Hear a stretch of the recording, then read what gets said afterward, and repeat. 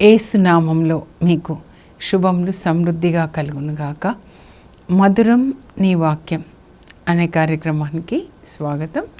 ఈరోజు మనము ద్విమనస్కుడు నెర్రెవిచ్చిన తొట్టి వంటి వాడు అనే అంశాన్ని ధ్యానించుకుందామండి.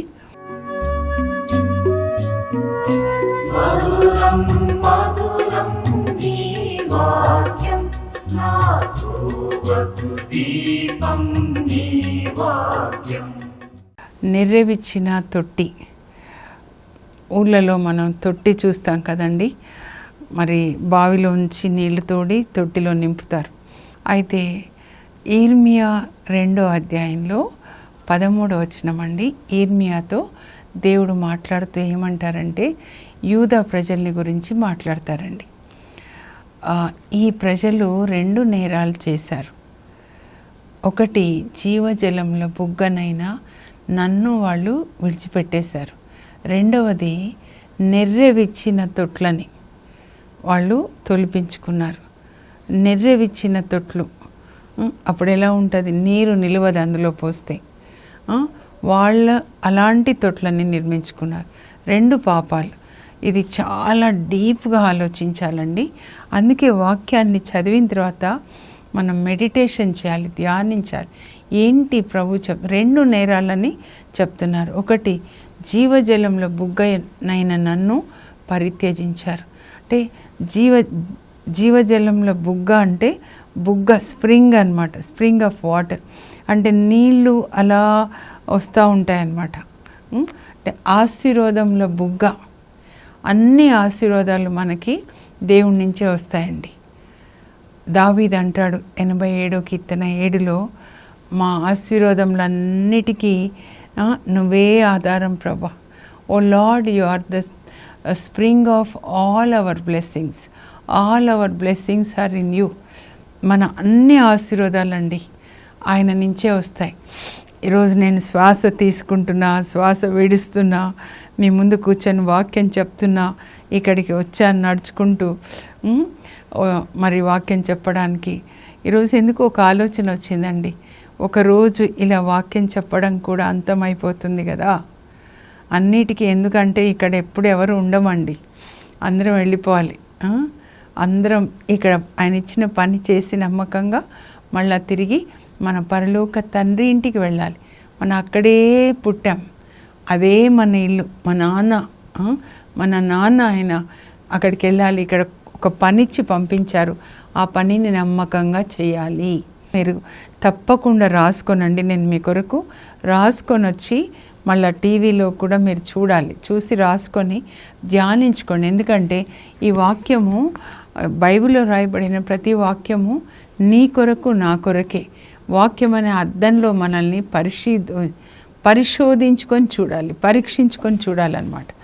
నా ప్రజలు చేసిన మొదటి పాపం ఏంటంటే, జీవజలంలో బుగ్గనైన నన్ను వాళ్ళు విడిచిపెట్టేశారు, పరిత్యజించారు. వాళ్ళ ఆశీర్వాదాలకి మూలం నేను, కానీ నేను వద్దు అంటున్నారు.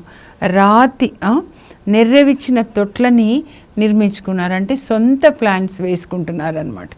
ఇప్పుడు నెర్రెవిచ్చిన తొట్లు ఎట్లా ఉంటాయండి, నీరు నిలవదన్నమాట. ఎన్ని నీళ్లు పోసినా కూడా నీళ్ళు అందులో నిలవకుండా ఉంటాయి. సో ఈ 2 మనసులు ఉన్న వ్యక్తిలో ఏ అభిషేకం నిలవదండి. దేవుడిస్తే అది కారిపోతూనే ఉంటుంది అన్నమాట. 2 మనస్సులు ఓకే ఉన్న వ్యక్తి. యాకోబు పత్రిక 1వ అధ్యాయంలో 6 నుంచి 8 వరకు మీరు చదివితే ఈ ద్విమనస్కుడు అంటారు. అంటే double minded person cannot be a Christian. He cannot receive anything from God. He has no salvation also. 2 minds ఉండకూడదండి. ఉంటే ఇటన్నా ఉండాలి, ఉంటే ఇటన్నా ఉండాలి.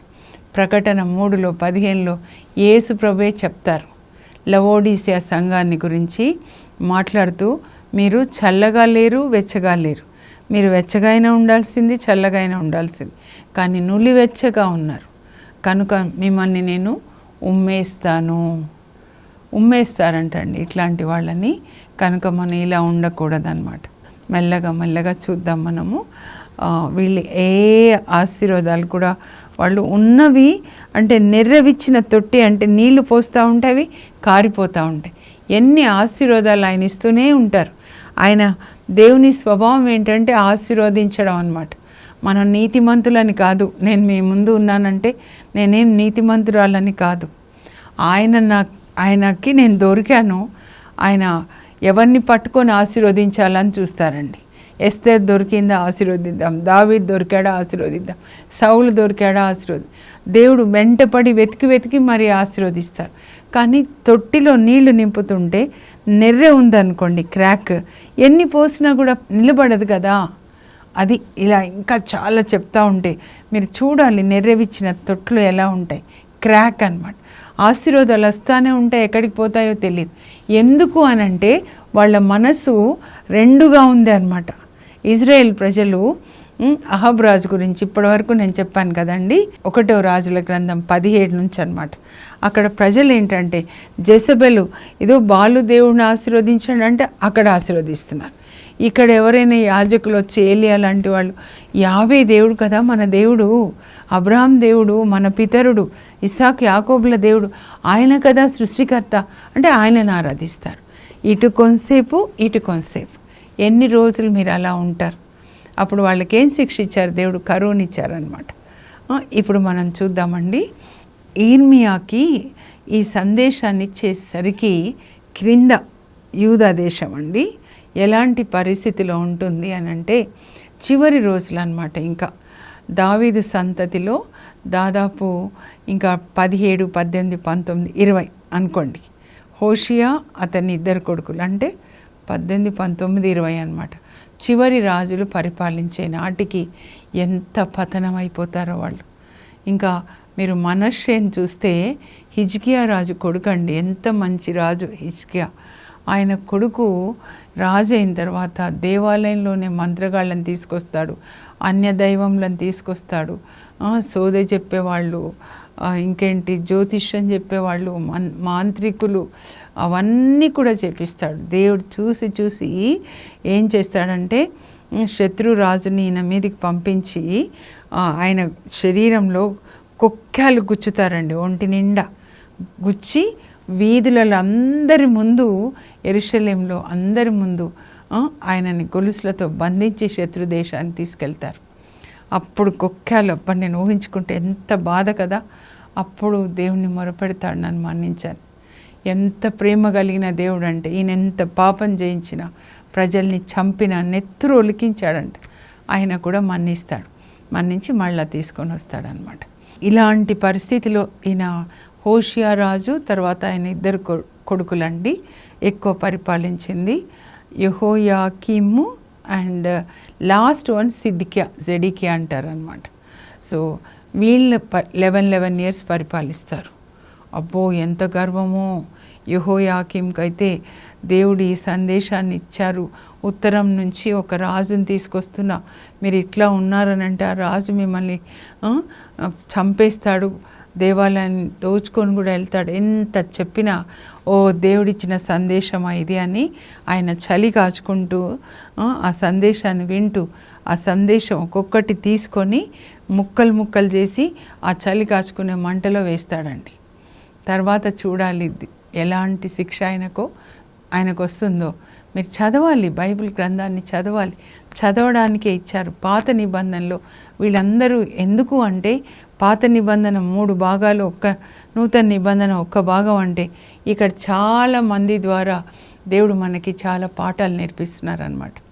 సో ఇప్పుడు మనం సొలొమోన్ రాజుని చూద్దామండి. సొలొమోన్ రాజు అంటే రాజుల మొదటి గ్రంథం అన్నమాట. సౌలు రాజు అంటే సమూవేలు మొదటి గ్రంథము, దావీదు పరిపాలన సమూవేలు 2వ గ్రంథము. వీళ్ళ పేర్లు ఉండకుండా సమూవేలు పేరు ఎందుకంటే సౌల్ని దావీదుని సమూవేలు ప్రవక్త అభిషేకిస్తాడనమాట. ఇంకా తర్వాత రాజుల మొదటి గ్రంథంలో మొదటి రాజే ఈ సొలొమోన్ రాజు అనమాట. దావీదు ఎంత కష్టపడి ఆయన పెద్దగా సామ్రాజ్యాన్ని విస్తరింపజేస్తాడండి 40 yearsలో అనమాట. సౌలు రాజుగా ఉన్నప్పుడు కొద్దిగానే ఉంటుంది, కానీ ఈయన 66 యుద్ధాలు చేసి జయించి అబ్రహాంకి దేవుడు చేసిన వాగ్దానం ఆదికాండం 15లో, ఇదిగో నీ యొక్క సామ్రాజ్యము ఎంతగా అంటే యూఫ్రటీస్ నది నుండి ఐగుప్తు వరకు విస్తరింపజేస్తాను, మీ పిల్లలకి ఇస్తాను. అప్పుడు అబ్రహాంకి చెప్పింది దావీదు కాలంలో నెరవేరుతుందన్నమాట. అంటే దావీదు అంతగా దేవునికి లోబడి ఉంటాడండి. 40వ కీర్తనలో రాస్తాడు 8వ వచనంలో, నీ చిత్తం చేయట నాకు పరమానందం, నీ ధర్మశాస్త్రము నా హృదయంలో నిలిచి ఉన్నది. ఇదొక్కటి పాటించండి మీరు, ఒక్కటి. ఇదంతా ఇక్కడ కాదు, ఇక్కడికి రావాలి. ఇక్కడ ఉంటే అది జీవవాక్యం అయిపోతుంది జీవిస్తే, ఇక్కడ ఉంటే అది జీవం లేదు కానీ లోపలికి రావాలన్నమాట. అలా మనం జీవిస్తూ ఉండాలి. ఎంత చక్కగా 40 సంవత్సరాలండి. మరి బెత్లెహేంలో వాళ్ళ నాన్నకి 8వ కొడుకుగా పుడతాడు ఇషాయికి దావీదు. వీడికి తల లేదు, తెలివి లేదని గొర్రెలు కాయడానికి పంపిస్తాడు. అప్పుడు గొర్రెలు కాస్తూ దేవుణ్ణి స్తుతిస్తాడండి. దావీదు గురించి నా జీవితం అంతా చెప్పడం నాకు ఇష్టం. అట్లా గొర్రెలు కాస్తూ ఉంటాడనమాట. నా తల్లిదండ్రులు నన్ను విడనాడిన ప్రభువు నన్ను చేరదీసి ఆదరిస్తాడు. 27వ కీర్తన 10లో, అంటే తల్లిదండ్రులు కూడా కొన్నిసార్లు సరిగా చూడరు. చూడండి, పెద్ద కొడుకుల్ని బాగా చూసి నన్ను సరిగా చూడరు. పక్షపాతం, పాపం అని రాస్తాడు యాకోబు. ఎవరైనా సరే మీరు అధికారంలో ఉన్న, ఇంట్లో ఉన్న, మీరు పార్షాలిటీ చూపించారంటే దానికి కూడా దేవుని దగ్గర మనము లెక్క చెప్పాల్సి వస్తుందన్నమాట. సో అలా దావీదు దినమంతా దేవుణ్ణి స్తుతిస్తూ గొర్రెలు కాచేటప్పుడు రాత్రంతా బైబిల్ ధ్యానించుకునేవాడు. బైబిల్ అంటే మోషే ధర్మశాస్త్రం అండి. వాళ్ళకి ఎలా ధ్యానించుకునేవాళ్ళు? ఇలా అవైలబుల్గా లేవండి అప్పుడు వాళ్ళు దేవాలయంలో, అంటే సినగోగు వాళ్ళు, అక్కడ యాజకులను అడిగి రాసుకొని అక్కడే కూర్చొని రాసుకొని మళ్ళీ ఇచ్చేయాలి. అంటే ఎంత కష్టపడి రాసుకోవాలి చెప్పండి. రాత్రంతా గొర్రెలు నిద్రపోతుంటే అప్పుడు ఈయన దీపం పెట్టుకొని చదువుకునేవాడు అనమాట. దినానికి 7 సార్లు నేను నీకు వందనాలు చెప్తాను ప్రార్థన. అందుకనే ముస్లిం సహోదరులు 7 సార్లు నమాజ్ చేస్తారండి. యాక్చువల్గా ఇంత కష్టపడి 40 సంవత్సరాలు కష్టపడి అంత సామ్రాజ్యాన్ని విస్తరింపజేసి తాను వృద్ధుడైనప్పుడు కొడుకుని సింహాసనం మీద కూర్చోబెట్టి 1వ దినచర్యలు మీరు 27 నుంచైనా చదవచ్చు, 29, నాయన ఇలా దేవాలయం కట్టు అని దేవుడు తనకిచ్చిన ప్లాన్ని కొడుక్కి చూపిస్తాడండి. ఇలా ఉండాలి, ఇలా ఉండాలి, ఆవరణ, పరిశుద్ధ స్థలం, అతి పరిశుద్ధ స్థలం, క్వార్టర్స్ ఇక్కడ ఉండాలి. పెద్దవాళ్ళని పిలిచి చెప్తాడు, వీడు పసివాడు నా కొడుకు, కాబట్టి మీరు తోడుగా నిలబడండి నాకు సపోర్ట్ చేసినట్లే అని. ఆయనను రాజుని చేసి మరణిస్తాడండి. 1 రాజుల గ్రంథంలో దేవాలయం కట్టునాను అన్నీ రెడీ చేసి పెడతాడు. అదొక్కటి చేస్తాడండి సొలొమోను. 7 సంవత్సరాలు దేవాలయాన్ని కడతాడు. 1 రాజుల గ్రంథంలో 6వ అధ్యాయంలో చివరిలో ఉంటుందండి, 38వ వచనం అనుకుంటా.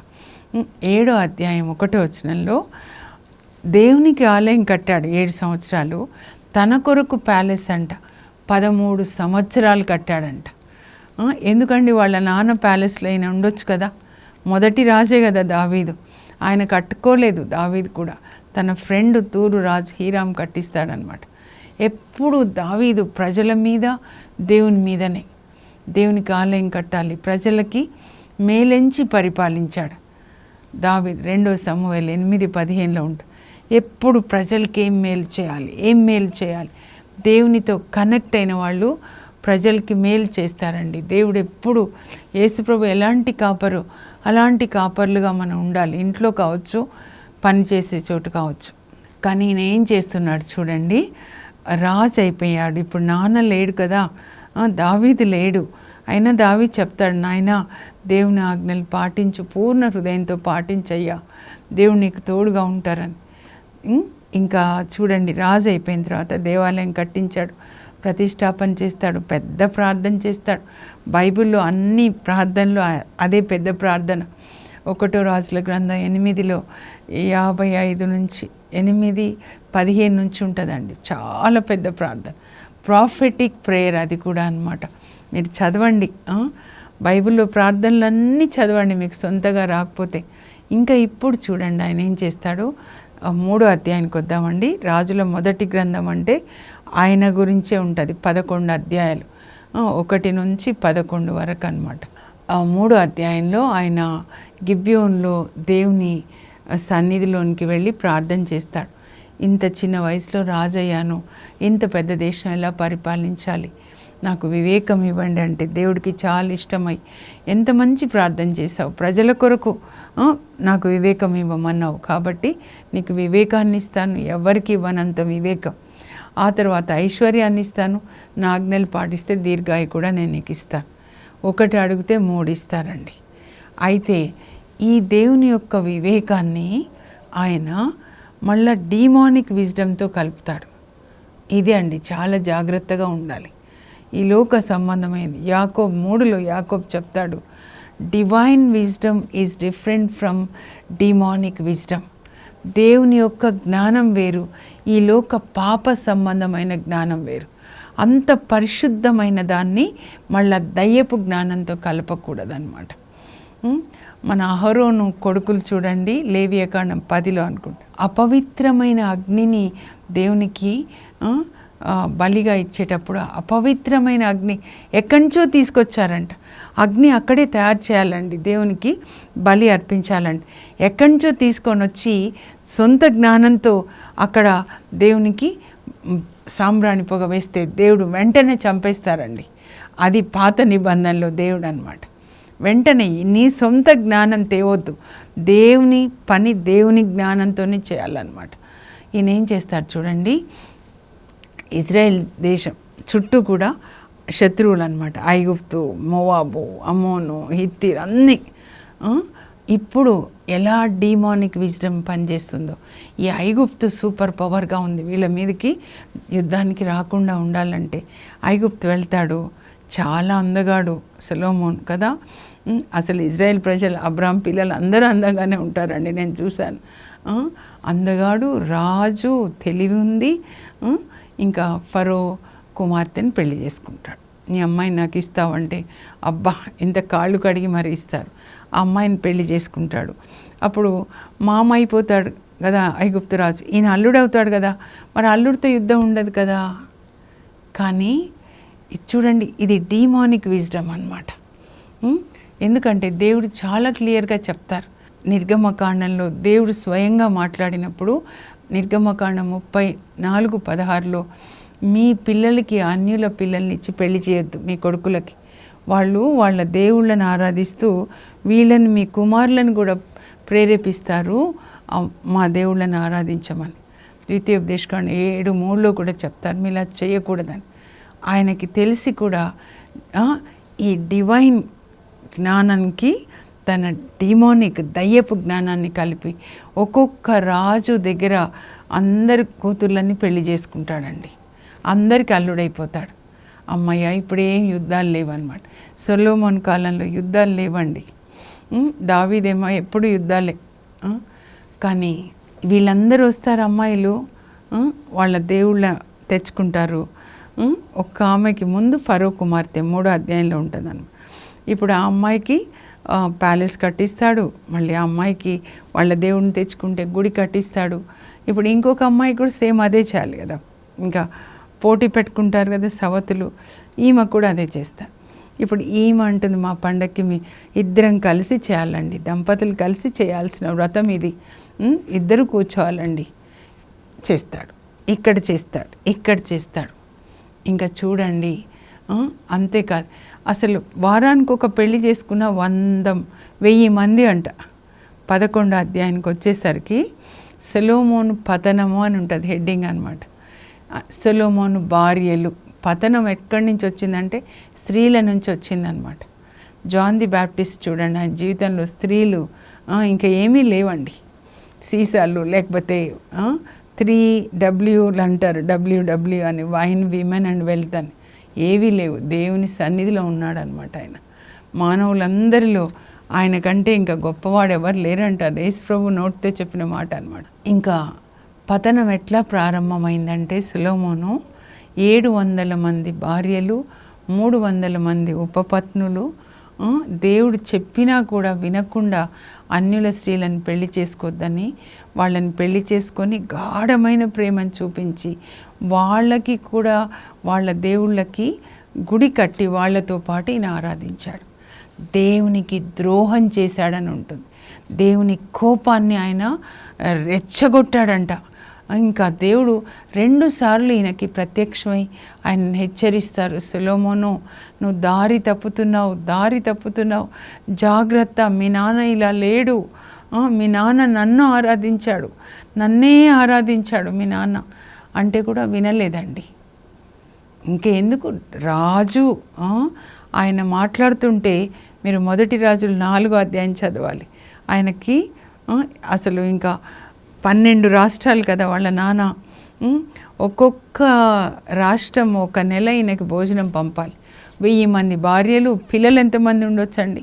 వీళ్ళని పోషించేసరికి వాళ్ళకి తిండి లేకుండా అయిపోతుంది అనమాట. ఫోకస్ ప్రజల మీద లేదండి, ఇప్పుడు ఆయన మీదే. ప్రజలందరూ ఈయనని పల్లకీలో మొయ్యాలన్నమాట. ఆయనకి ఎంత జ్ఞానం దేవుడు ఇస్తారంటే ఆయన నోట్లో నుంచి 3000 సామెతలు వస్తాయంట. 1005 కీర్తనలు చెప్తుంటే చుట్టుప్రక్కల ఉన్న రాజులందరూ వచ్చి ఈయన విజ్ఞాన సూక్తులు వినేవాళ్ళంట. వచ్చిన వాళ్ళంతా తప్పకుండా బంగారం, వెండి తీసుకొని వస్తారు. సో కానుకలు వస్తున్నాయి. అందరికీ ఈయన కీర్తి ప్రపంచంలో తెలిసిపోయింది. ఎంత మంచి జ్ఞానం, దేవుడిచ్చిన జ్ఞానం అండి. ఇక్కడ ఇచ్చాడు తెలివి. దాంతో సొలొమోన్ ఏమైపోయిందంటే దేవునికి దూరం అయిపోయాడు. He never spend time with the lord. దేవునితో సమయం గడిపినప్పుడు ఆయన మనతో మాట్లాడతాడు. మనం ఉన్న స్థితి ఏంటి? ఎప్పుడు నీ సన్నిధిలోనే నేను ఉంటా అంటాడు. దావీదు 27 కీర్తన 3-4 వచనాలు. ఎప్పుడు నీ సన్నిధిలో ఉండాలి. There is fullness of Joy in your presence. 16 కీర్తనలో అంటాడు. కానీ ఈయనకి చాలా బిజీ అనమాట. 1000 మంది భార్యలు అక్కడ చూస్తే, పిల్లలతో ఏమన్నా టైం గడుపుతాడా? వారానికి 1-2 పెళ్ళిళ్ళు చేసుకుంటుంటే, ఆ దేశంలో ఇంకెవరైనా పెళ్లి చేసుకుంటే రాజే చేయలేదా అంటారు. వాళ్ళు అన్య దేవతలను ఆరాధిస్తారు, రాజే చేస్తున్నాడు కదా. ఎలా ఉండొచ్చు చూడండి. చివరికి దేవుడు చెప్తారు, మీరు 11వ అధ్యాయం చదవండి, 1 రాజుల గ్రంథం 11. సొలొమోను పతనం అన్నమాట. మీ నాన్న ముఖం చూసి ఇన్ని రోజులు దేవుడు ఓర్పుతో ఉంటారు. ఇప్పుడు 12 రాష్ట్రాలుగా ఉంది కదా, 10 రాష్ట్రాలు నీ నుంచి తీసేసి నీ పనివాడికి ఇస్తాను, జెరోబాంకి ఇస్తారనమాట. కింద ఒక్క రాష్ట్రమే యూదా అనమాట, అందులో సిమియోన్ కూడా కలిసిపోయి ఉంటుంది. అది నీ కొడుక్కి ఇస్తా, రెహబాం అనమాట. అది కూడా నీ కోసం కాదు, మీ నాన్న ముఖం చూసి నీ కొడుకు ఇస్తాను. అందులో ఇంకా యెరూషలేంలో దేవాలయం ఉంటుంది, నేను అక్కడ నివసించి ప్రపంచాన్ని ఆశీర్వదించాలి అనుకున్నాను. కనుక యెరూషలేం కొరకు మీ నాన్న కొరకు అలా ఇస్తాను. అప్పుడు సొలొమోన్ ఏం చేస్తాడంటే, యెరోబాంని పనివాడు కదండి, తన క్రింద చంపాలని చూస్తాడనమాట. దేవుని చిత్తం జరగకుండా, డీమానిక్ విజ్డమ్. కానీ ఆయన పారిపోతాడులేండి ఐగుప్తుకి. సొలొమోన్ చనిపోయిన తర్వాతే వస్తాడు. మీరు సిరాకు గ్రంథం 47వ అధ్యాయం 17 నుంచి చదివితే, సొలొమోను నువ్వెంత జ్ఞానివయ్యా, నీ నాలుక నుంచి జ్ఞానము ఒక నదిలాగా ప్రవహించింది. రాజులు వచ్చి నీ యొక్క సూక్తులు, విజ్ఞాన సూక్తులు వినడానికి వచ్చారు. కానీ ఇక్కడే మనం ఫోకస్ చేయాలి. నీ శరీరాన్ని వనితలకు అప్పగించి నీ వంశానికి శాపం తీసుకొని వచ్చావు. ఈయన వల్ల ఎంత శాపం అండి. తర్వాత అన్ని తరాలు పైననేమో సేవకుడికి వస్తుందా, తర్వాత ఒకరిని చంపుకొని ఒకరి ఉత్తరాన ఇజ్రాయేల్ రాజులు, ఎందుకంటే ఒకరిది కాదు కదా.